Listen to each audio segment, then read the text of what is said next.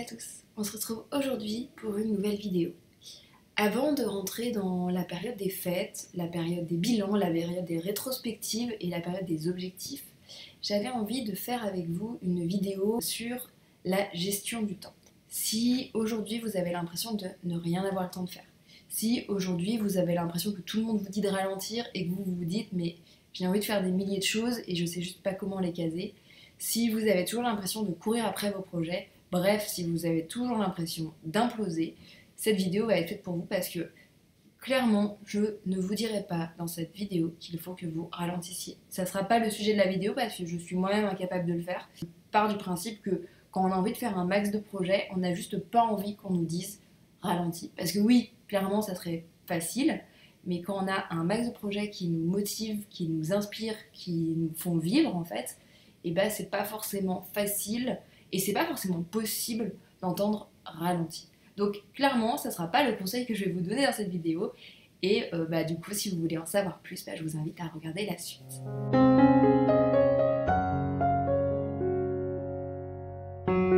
Du coup, le premier point que je voulais évoquer avec vous, c'est l'organisation.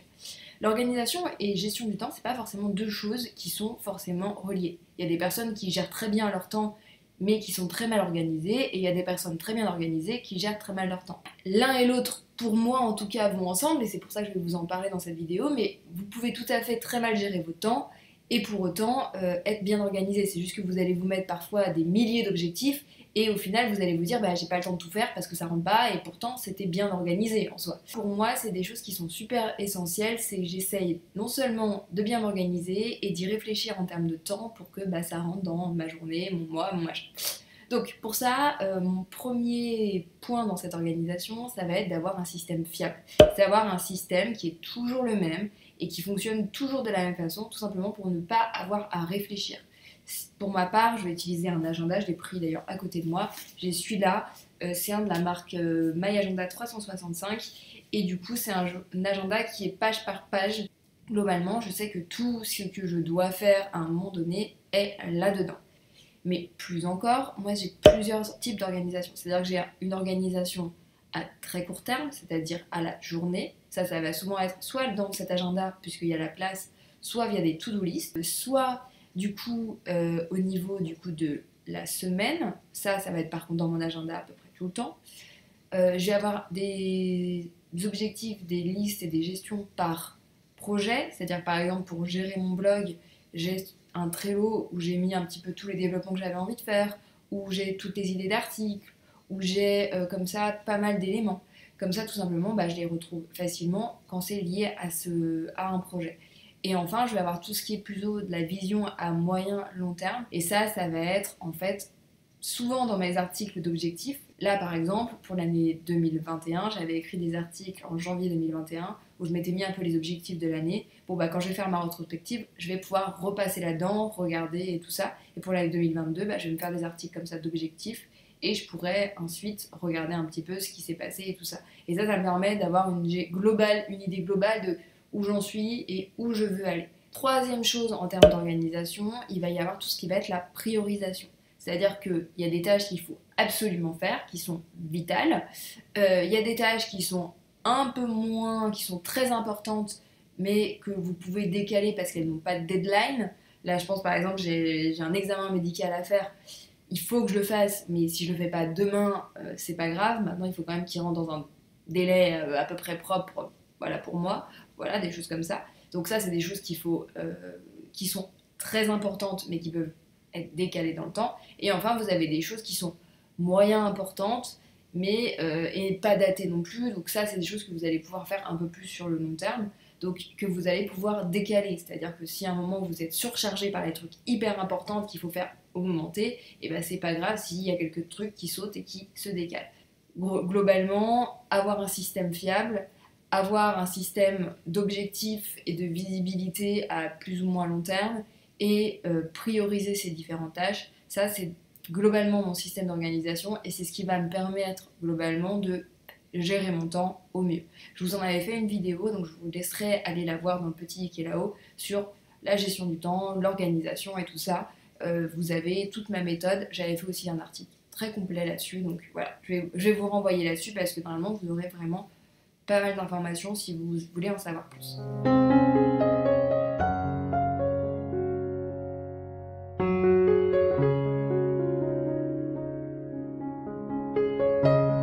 Deuxième thématique, il va y avoir le fait de tout simplement se connaître.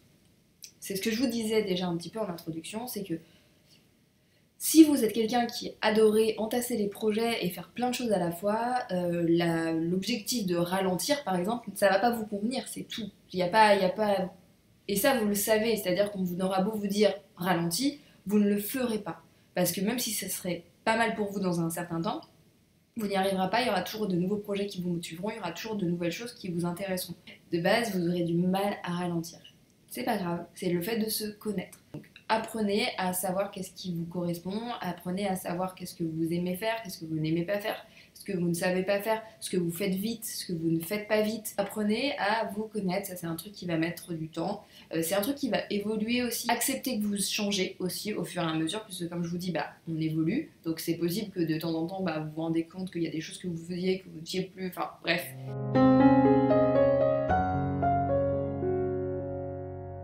Troisième point, je vous ai parlé d'organisation, je vous ai parlé de connaissance de soi-même, et le troisième point, ça sera tout simplement accepter les coups de bourre. C'est-à-dire qu'il y a des périodes où tout est important, tout est essentiel, et tout a une deadline. Et c'est comme ça, il y a tout qui tourne en même temps, et vous avez beau avoir 450 projets, vous avez beau avoir 450 trucs, tout arrive en même temps. Dites-vous pas que c'est de votre faute et que vous avez mal géré votre temps, c'est normal qu'il y ait des périodes dans l'année qui sont plus tendu. Je pense par exemple au mois de septembre où c'est la rentrée et c'est toujours un peu compliqué. Le mois de décembre est toujours compliqué à cause de Noël. En général, les mois de mars et avril sont toujours assez chargés aussi. Je sais pas pourquoi, mais c'est comme si l'activité, la vie reprenait en même temps. Et du coup, il y a toutes les invitations, tous les trucs qui retombent en même temps. Et le mois de juin est souvent assez blindé aussi. Et c'est comme ça des périodes qui sont super chargées en énergie, qui sont super chargées en deadline. Et c'est comme ça. Il n'y a pas grand chose à y faire. Et c'est pas parce que vous gérez mal votre temps en fait. Il n'y a pas de façon de bien gérer son temps quand il y a tout qui arrive en même temps. C'est pas une question de bien gérer son temps. À part si vous avez calé 4 rendez-vous en même temps. Là, auquel cas, oui, vous auriez peut-être dû mieux gérer votre agenda. Mais c'est normal, il y a des temps forts dans l'année. Et dans les temps forts dans l'année, moi par exemple, je sais que je m'éclate toutes les années à faire le NaNoWriMo en novembre. Mais du coup, je suis full NaNoWriMo en novembre. Et quand arrive décembre, du coup, j'ai pas fait mes cadeaux, du coup, j'ai pas préparé Noël, du coup, j'ai rien préparé pour la fin d'année. Et du coup, j'ai le travail qui me rattrape parce qu'en décembre, c'est toujours un peu plus la guerre que d'habitude. Et du coup, je sais que le mois de décembre, c'est toujours le rush. Toujours. Et en même temps, je vais pas m'empêcher de faire le NaNoWriMo parce que décembre, c'est le rush. J'ai accepté que le mois de décembre, c'était toujours un peu plus compliqué parce que il y a tout qui arrive en même temps. Évitez dans ces moments-là de surcharger inutilement votre emploi du temps. Repoussez toutes les choses qui ne sont pas des priorités. Tout ce que vous vouliez faire mais qui ne sont pas essentiels à faire maintenant, faites-le après. Typiquement, j'ai consacré mon mois de novembre à l'écriture. Mon mois de décembre, c'est un mois surchargé. Je me suis pas calé la réécriture de mon livre au mois de décembre. Je savais que ça serait pas possible, je savais que j'aurais pas le temps. Donc je m'étais dit, si j'ai un peu le temps pendant les vacances de Noël, je le ferai à ce moment-là. Mais de toute façon, je sais qu'au mois de décembre, pendant les week-ends, ça sera juste impossible. Donc, c'est pas grave, je reporte. C'est quelque chose qui est prioritaire pour moi sur le long terme, mais c'est pas quelque chose qui est prioritaire pour moi à la fin du mois de décembre. Donc, en vrai, ça peut être un tout petit peu décalé. Il faut juste qu'à un moment, je lui trouve sa place. Et enfin, accepter de ne pas être parfait. Accepter de ne pas faire la routine exactement comme les Instagrammeuses la font, accepter de ne pas faire votre repas exactement parfaitement. Quand vous rentrez, il est 21h, et vous allez tout simplement chercher un McDo et ça sera très bien parce que tout le monde sera content. Voilà, acceptez tout ça et ça ira. N'hésitez pas aussi, potentiellement, mais je sais que parfois c'est très compliqué et parfois ça prend beaucoup plus de temps, de déléguer. Déléguer les parties qui sont vraiment que potentiellement quelqu'un d'autre peut faire à votre place. Et puis voilà. Enfin, en gros, juste accepter qu'il y a des moments de bourre.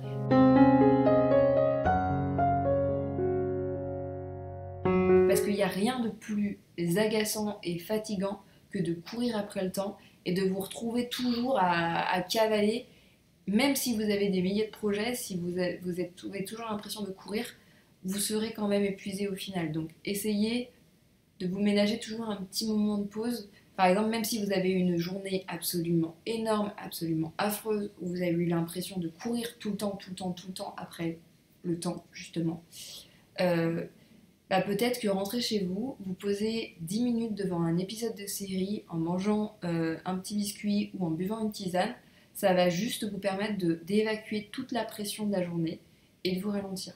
Moi, je sais qu'en général, je fais pas ça le soir, je fais ça le matin. Le matin, je prends toujours au moins une heure et demie, tranquillement, à regarder une petite vidéo, à boire mon café tranquille, à aller promener ma chienne. C'est des choses, c'est des petits rituels comme ça, qui sont des petites bulles d'air dans des journées qui sont parfois hyper speed, mais qui permettent un petit peu de reprendre le temps, de se redonner un petit peu d'air dans tout ce qu'on fait, et qui sont vraiment agréables tout simplement parce qu'elles permettent de mettre un peu la pause.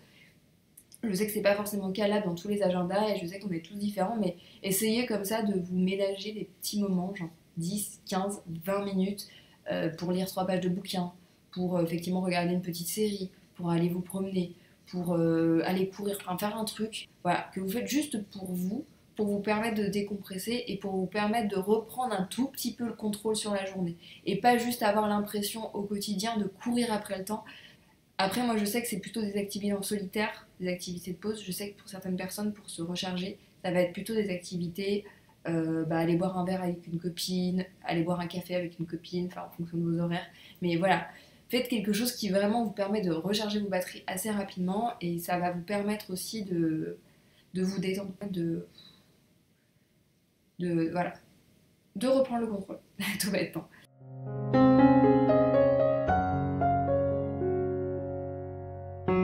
Dernière chose et qui me semble quand même essentielle, et ça pour le coup je sais que c'est un conseil qui a été donné, redonné, mais allons-y, je le remets quand même, tout simplement aussi apprendre à dire non. Tant que les choses vous font plaisir, faites-les, et c'est ce que je vous disais en intro, je vais pas vous demander de ralentir après tout, il faut que vous vous éclatiez. Maintenant, il y a des choses que vous allez parfois accepter parce que vous avez toujours dit oui, et du coup on vous a toujours demandé de faire ces choses-là, et du coup à un moment vous vous rendez compte qu'en fait ça vous embête de les faire, ça vous surcharge de les faire, et que vous n'y avez plus aucun plaisir. Et la seule chose que ça vous fait ressentir, c'est que vous courez après le temps. Et parfois, c'est bien aussi de vous reposer un petit peu et dire attends, en fait, ça, j'ai plus du tout envie de le faire. Et vous le faites par automatisme parce que vous l'avez toujours fait et ça s'est juste ajouté à votre agenda par habitude. Alors qu'en fait, vous n'avez plus du tout envie de le faire, ça n'a plus forcément de sens pour vous ou c'est plus votre priorité du moment et du coup, vous le faites parce que c'est une habitude. Donc, ça vaut quand même le coup de temps en temps de dire non, c'est-à-dire quand on vous sollicite sur des trucs que vous n'avez pas envie de faire, de savoir dire non et dire bah écoute ça je l'ai fait un moment mais je n'en ai plus envie. Ça va vous permettre de dégager certaines choses de votre agenda potentiellement et de vous questionner de temps en temps sur ce que vous faites et ce que vous avez envie de faire. C'est pour ça que je fais des bilans et des objectifs et des rétrospectives et tout ce bazar là. C'est juste pour savoir un petit peu bah tiens sur quoi j'ai envie de tendre cette année, sur quelles vont être un peu mes priorités du moment et tout ça. Parce que tout simplement, ça permet aussi d'organiser un peu mieux et peut-être de ne pas faire 450 projets en même temps, mais d'en faire que 5, ce qui est déjà beaucoup. Mais voilà, juste déjà d'avoir un petit peu une direction. Et quitte à ce que ça soit modifié en cours de route parce qu'il y a d'autres opportunités qui sont présentées et que vous en avez envie. Après, voilà, ça arrive aussi. Mais bref, apprenez potentiellement à dire non. Dites non quand vous sentez que vous n'avez plus envie de faire les choses et re-questionner de temps en temps vos priorités pour vérifier que les choses vous en avez toujours envie. Voilà, c'est un petit peu tout ce que j'avais à vous dire sur cette vidéo. Donc pas mal de choses quand même, des conseils que vous avez certainement déjà entendus, des choses que vous n'avez peut-être moins entendues. J'espère que ça vous aura intéressé, j'espère que ça vous aidera à trouver des solutions pour avoir l'impression de ne plus courir après le temps et de profiter en fait de ce que vous faites parce que globalement c'est un peu ça l'objectif, c'est qu'au final vous puissiez profiter de tout ce que vous faites et que vous n'ayez pas toujours cette sensation de courir et de pas profiter en fait tout bêtement. Donc voilà. Sur ce, je vais vous souhaiter des très belles fêtes de fin d'année. Je vous reprendrai certainement pour des vidéos en guise de bilan, de rétrospective et du coup d'objectifs pour l'année passée et pour l'année à venir. Je sais pas encore comment je vais vous faire ça, je sais pas encore quand je vais vous faire ça parce que du coup je vais partir en famille la semaine prochaine Et je vais certainement fêter le nouvel an avec des potes. Enfin bref, il faut que je m'organise, mais c'est pas géré encore. Ça sera géré plus tard. Mais du coup, voilà, je sais que je ne serai pas disponible les prochains dimanches. Donc clairement, les vidéos ne sortiront pas aux dates habituelles. Je verrai quand je les sortirai. Peut-être en janvier, on verra. Du coup, je ne vous dis pas la semaine prochaine, mais je vous dis à très très vite. Très belle fête de fin d'année. Et voilà. Allez.